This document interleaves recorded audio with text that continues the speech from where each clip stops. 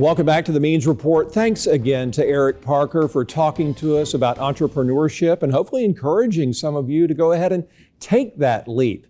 Now we're going to take a look at the state of public transportation in the great city of Augusta. I am so excited to welcome back to the Means Report the Deputy Director of Transit for Augusta Transit. He is Oliver Page. Dr. Page, thanks for coming back to the Means Report. I appreciate it. Glad to be here. Glad to be here. Okay, we're coming off of a huge week for you. You have officially cut the ribbon and launched 5 new battery-powered buses. Tell us how those buses came to be and just how excited you are to have them on the road now. It's a great day for Augusta Transit. A great time to be an Augusta Transit worker and to be a City of Augusta worker. These buses came through a low-emission, no-emission federal grant in 2022, a competitive grant. So Augusta Transit was competing with transit companies throughout the whole nation of the United States. And we were one of the 3 Georgia-based transit agencies that were awarded in 2022, $6.2 million. We then were able to purchase 5 battery electric buses, which came in July, August this year. Man, how much are each one of those things? It's approximately 1.1 million. Wow. But 90% of that is through the federally funded grant. So the City of Augusta only paid around $150,000 per bus. That's a bargain. No, it's a huge bargain. How do they work? Is it like an EV that we might buy at the store where you press a button and off you go? It drives differently from the diesel buses. The main difference is that you have to have a light foot on the brake because regenerative braking returns energy back to the vehicle. So if you have a heavy foot on the brake, for example, when you take your foot off the brake, the bus naturally slows down, comes to a halt. Right. So like a golf cart. Yes. So our drivers are skilled in operating this bus. So you press the accelerator, and as you're coming to a bus stop, a traffic signal, you take your foot off the accelerator and the bus naturally slows down. You may have to tap the brake to bring it to a complete stop, but in taking your foot off the accelerator, the bus is regenerating energy. So the less physical braking you do, the longer the range of the bus. You may not know the answer to this. If you don't, it's fine, but do you know how many buses y'all have total? How large is the fleet? Right now with the 5 electric buses, we have around 35 buses, but those include some of the smaller ADA paratransit buses. We now have, as to fixed route buses, 23.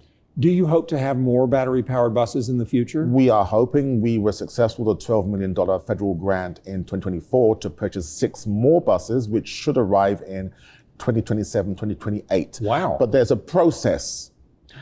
We have to receive the federal funds from the federal government. Then we have to go through the City of Augusta processes. Then we have to generate a PO and submit that to the OEM manufacturer, which is Gillig, based in San Francisco. And then we have to fit in their production schedule. So there is a process. What are the benefits of these battery-powered buses? The main benefits is it's a cleaner vehicle. There's no exhaust. There's no exhaust pipe. It's a lot quieter. It's very, very quiet. I mean, very, very quiet. When you're on the street, you will not hear the bus. I bet you can't. Yeah, I bet you can't hear it. Yeah.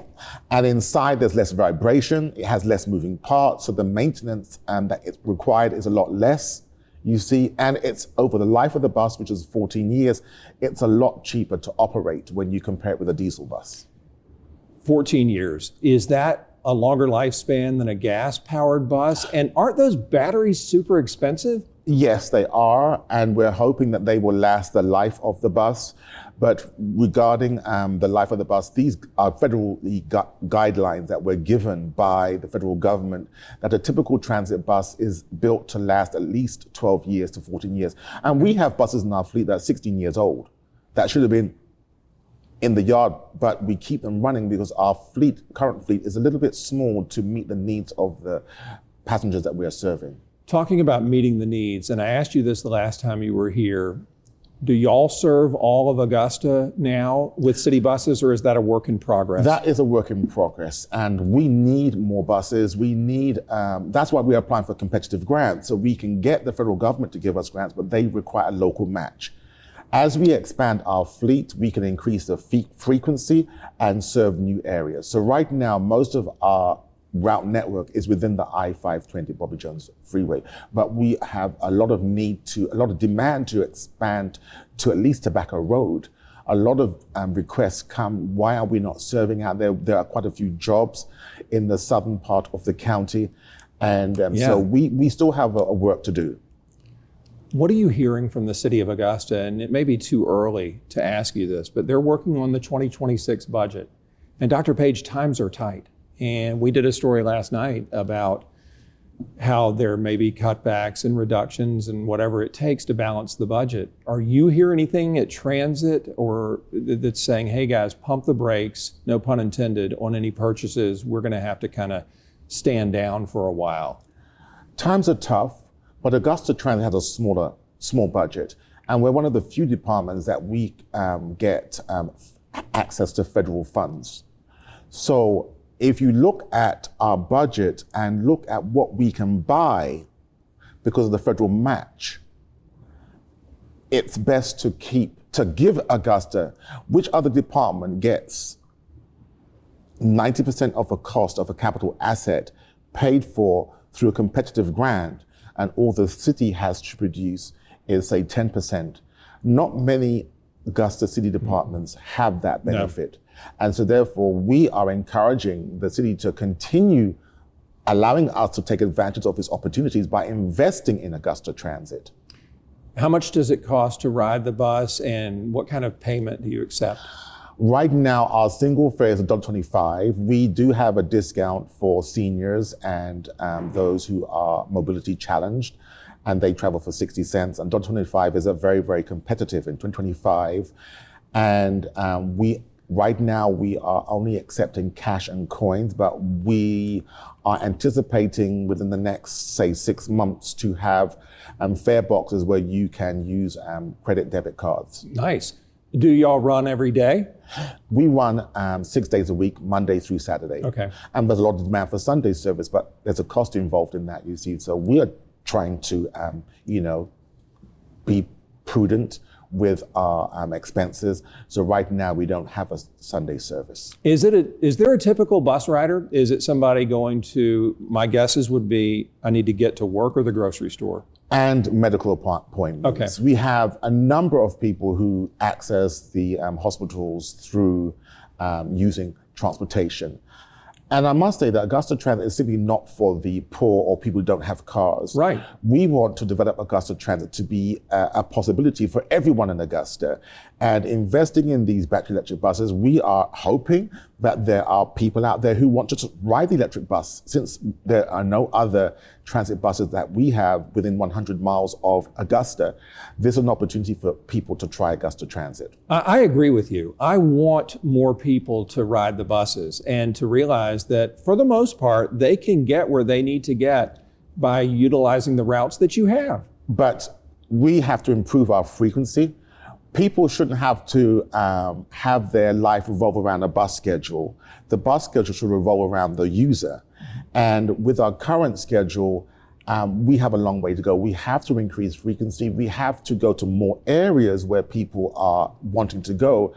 And we also have to, the actual journey needs to be at a length where people say, well, I can, take the bus for 20 minutes to get to the mall. Right now, it takes 40 minutes. Man. And so, why would I leave my car and take a bus?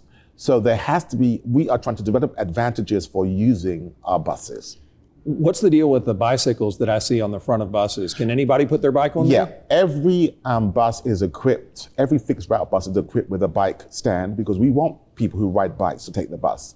And the bike racks are for fare-paying passengers who are using our bus, yes. But it's first come, first serve. Are y'all hiring? Do you need drivers? We always need drivers, but I would like to say this, just because you can drive a truck doesn't mean you can drive a bus. I bet. Because you are interacting with people. If you are not a people person, you will not make a good bus operator. And I would like everyone to know that we are always hiring. And you may not know that we contract out. So the bus drivers, the bus mechanics that you see, they are employees of our contractor, not City of Augusta employees. All right, real quick, probably 20 seconds. What's the future hold for public transit? What do you foresee in the future? Hopefully a more battery-powered fleet? The future looks bright for Augusta Transit because there's going to be more grants. There's going to be more opportunities of us applying for those grants, but we need the City of Augusta to continue investing in Augusta Transit. Dr. Page, favorite movie, Speed 1 or Speed 2? My favorite movie? Yeah.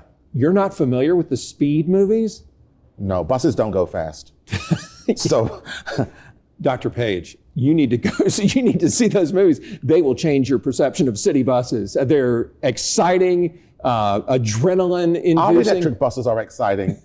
You need to ride one. I want to. I do. Did you drive one here today? No. I'm not a bus operator, but you'll see them as of Monday, October the 30th.